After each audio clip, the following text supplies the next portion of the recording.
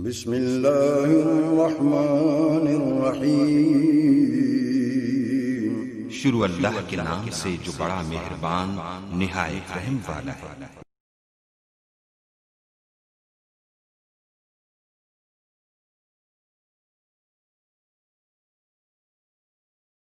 عزیز طلباء و طالبات، السلام علیکم ورحمۃ اللہ وبرکاتہ۔ ہم Pakistan international school Doha Qatar کے فاصلاتی نظام تعلیم میں آپ کو خوش آمدید کہتے ہیں، جو ہمارے ادارے نے موجودہ حالات میں آپ کو گھر میں تعلیم کی سہولت فراہم کرنے کے لیے شروع کیا ہے۔ ہم آج مضمون اردو قواعد کے اگلے موضوع خطوط نویسی پر بات کریں گے۔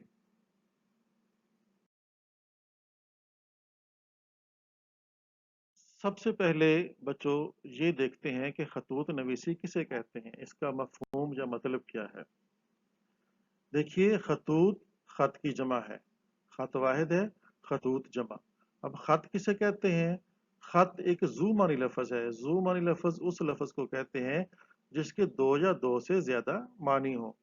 تو خط کا ایک معنی ہے لکیر یا لائن، جیسے یہ ایک سیدھا خط ہے۔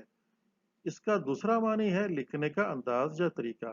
اب دیکھیے، یہ بسم اللہ 3 مختلف انداز میں لکھی ہوئی ہے، تو یہ 3 مختلف خط ہیں۔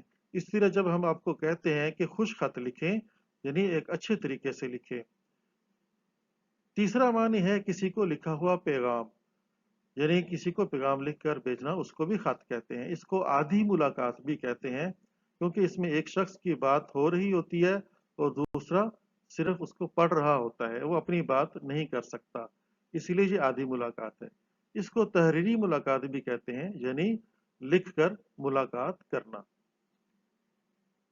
نویسی کا مطلب ہے لکھنا یا لکھنے کا کام، تو خط نویسی کا مطلب ہوا کسی کو لکھ کر اپنے خیالات، حالات اور جذبات کے بارے میں بتانا، تو یہ ہے خطوط نویسی۔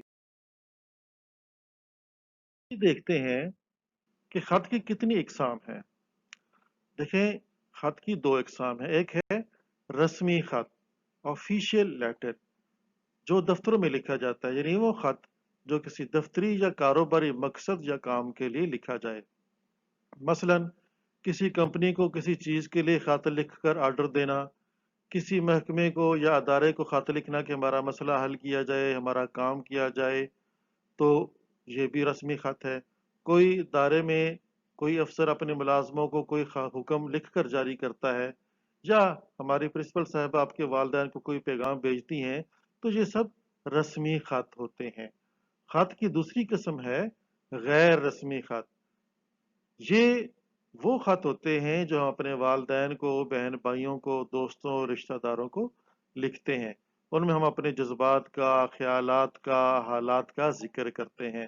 مثلا ابو کو امتحان میں اپنی کامیابی کی اطلاع دینا، کسی بیمار رشتہ دار یا دوست کا حال پوچھنا، کسی کو اس کی کامیابی پر مبارکباد دینا، یا کسی کے فوت ہونے پر دکھ کا، افسوس کا اظہار کرنا، تو یہ سب غیر رسمی خط ہیں۔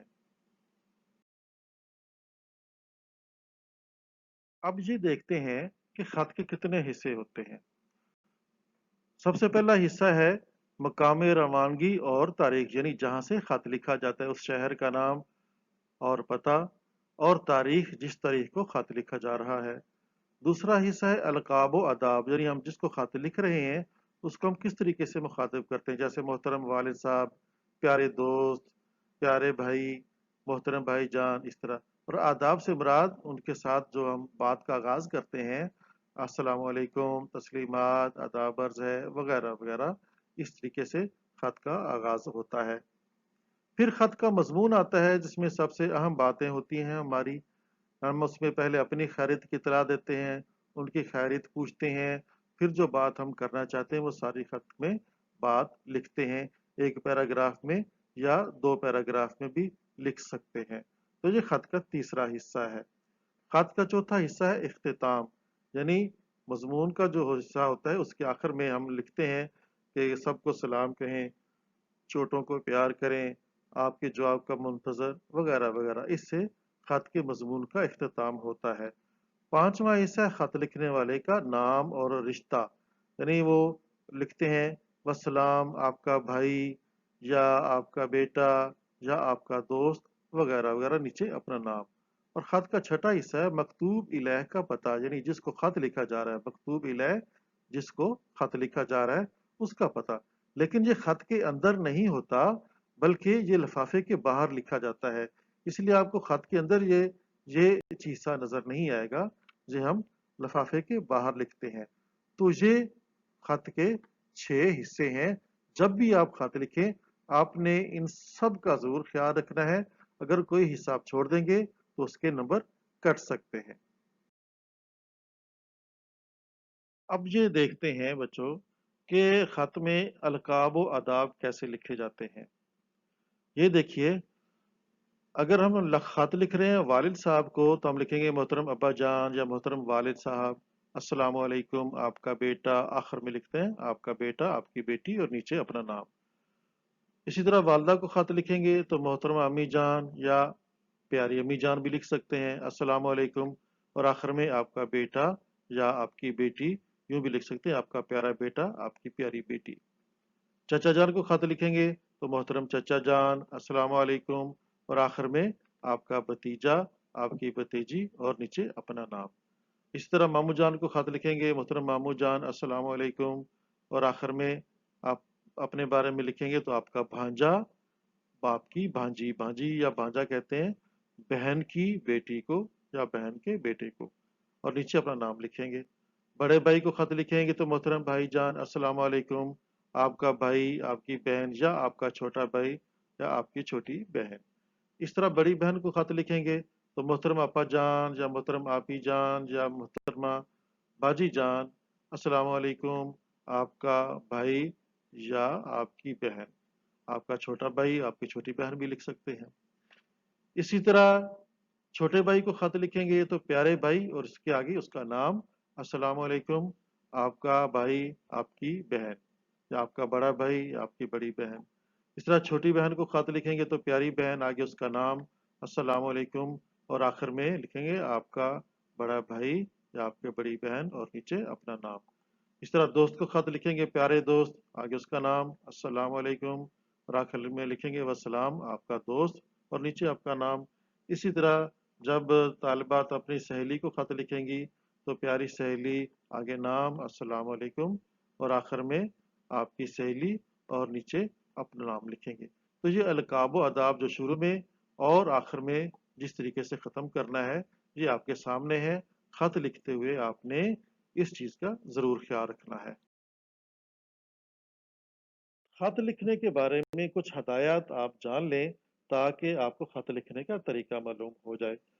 पहली बात, खत लिखते वक्त यूं समझिए कि आप जिसे खत लिख रहे हैं वो आपके सामने बैठा है और आपकी बात गौर से सुन रहा है, इसलिए उसकी बुजुर्गी, मर्तबे और उससे अपने रिश्ते का ख्याल रखें।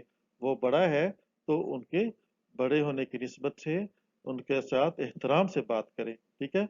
अगर किसी छोटे को खत लिख रहे हैं तो उसके साथ मोहब्बत, शफकत और प्यार का इजहार करें।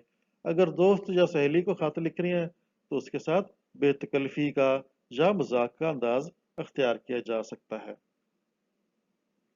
जब खत में मजमून लिखते हैं, जो बात लिखते हैं, तो छोटे और सादा जुमले लिखने चाहिए। लंबे और तवील जुमले नहीं लिखने चाहिए। इससे बात उलझ जाती है और बाज़ औक़ात समझ नहीं आती और गलती होने का डर भी ज्यादा होता है। अच्छा, मौजू के मुताबिक अपनी बात लिखनी चाहिए मुख्तसर अल्फाज में, ताकि ना अपना वक्त ज़ाया हो और ना दूसरे का वक्त ज़ाया हो। खत के मजमून के आगाज में अपनी खैरियत बताएं और दूसरे की खैरियत पूछनी चाहिए। इस तरह खत की बात का आगाज होता है और आखिर में जब खत का मजमून ख़त्म होता है तो सबके लिए सलाम कहें कि सबको मेरा सलाम कहें, और कुछ छोटे बच्चे हों तो उनके लिए प्यार का इजहार करें। तो बच्चों, हम पहले ये देख लेते हैं कि खत की शक्ल क्या होती है, उसका खाका क्या होता है, यानी कौन सी चीज़ कहाँ पर लिखी जाती है। ये आपके सामने एक खाका है। सबसे ऊपर मकाम रवांगी यानी जहां से खत लिखा जा रहा है, ठीक है। जैसे दोहा, कतर, یا ہم جب کلاس روم سے جماعت میں ہم لکھیں گے تو ہم لکھتے ہیں امتحانی کمرہ یا امتحانی مرکز اور شہر کا نام، پھر تاریخ لکھتے ہیں۔ یہ لفظ تاریخ نہیں لکھنا بلکہ ڈائریکٹ لکھیں گے جیسے 10 ستمبر 2020۔ یہ پہلا حصہ ہے۔ دوسرا حصہ شروع ہوتا ہے القاب و آداب، یعنی ہم جس کو خط لکھ رہے ہیں اس کو مخاطب کریں گے، محترم والد صاحب السلام علیکم، یا محترم بھائی جان، یا پیاری امی جان، یا پیاری سہیلی السلام علیکم۔ اس کے بعد خط کا مضمون شروع ہو جاتا ہے۔ یہ سب سے بڑا حصہ ہے۔ اس میں پہلے اپنی خیریت کی اطلاع دیں گے، دوسرے کی خیریت پوچھیں گے، اور پھر وہ ساری بات جو آپ کہنا چاہتے ہیں ایک پیراگراف یا 2 پیراگراف کی شکل میں آپ لکھیں گے، اور آخر میں یہاں پر اس کے آخر میں اختتام یعنی کلوزنگ سینٹینس، یعنی سب کو میرا سلام کہیں اور بچوں کو پیار دیں۔ اس کے بعد لکھا جاتا ہے خط بھیجنے والے کا نام اور رشتہ، یعنی وسلام آپ کا بھائی یا آپ کا بیٹا یا آپ کا دوست وغیرہ وغیرہ۔ تو یہ ایک خط کی شکل آپ کے سامنے ہے۔ آپ نے ہر چیز ٹھیک اسی جگہ پر لکھنی ہے۔ اگر آپ نے اس کو اس طرف لکھا تو آپ کے نمبر کٹ جائیں گے، ٹھیک ہے؟ اس کو اگر اس طرف لکھا تو یہ بھی ایک غلطی ہوگی، اس لیے ہر چیز کی جگہ کا آپ نے خیال رکھنا ہے۔ اب یہ ایک خط کا نمونہ ہے، یعنی والد صاحب کے نام خط لکھنا ہے اور ان کو امتحان میں اپنی اول پوزیشن کی اطلاع دینی ہے۔ یہ خط آپ کے نصاب میں بھی شامل ہے، اس لیے آج آپ اس کو اپنی کاپی میں بھی لکھ لیں اور یاد بھی کر لیں۔ تو آپ یہ دیکھیے، یہ مکمل خط ہے۔ اس میں سب سے پہلے لکھی ہوئی ہے بسم اللہ الرحمن الرحیم۔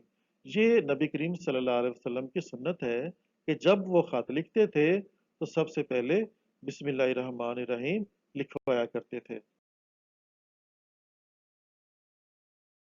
اچھا بچوں، اب آپ کو یہ بتا دیں کہ آپ نے 2 خط اور لکھنے ہیں جو آپ کے نصاب میں شامل ہیں۔ ایک خط ہے دوست کے نام اس کی سالگرہ کے موقع پر، ٹھیک ہے؟ اور دوسرا خط ہے امی جان کے نام، اس میں ان کی صحت کا حال معلوم کرنے کے لیے کہ آپ کو پتہ چلا ہے کہ وہ بیمار ہیں، اب آپ ان کا حال پوچھ رہے ہیں۔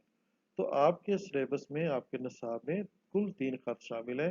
ایک خط آپ پہلے دیکھ چکے ہیں والد کے نام، اور یہ 2 خط اور ہیں۔ کوشش یہ کریں کہ آپ تینوں کے تینوں خط آپ خود اپنے الفاظ میں لکھیں اور اس کو زیادہ بہتر بنا کے لکھیں۔ آپ کے استاد اس کو چیک کریں گے، اس کی غلطیاں درست کریں گے، اور آپ پھر ان کو اچھی طرح یاد کر لیں تاکہ امتحان میں آپ خوب اچھے نمبر لے سکیں۔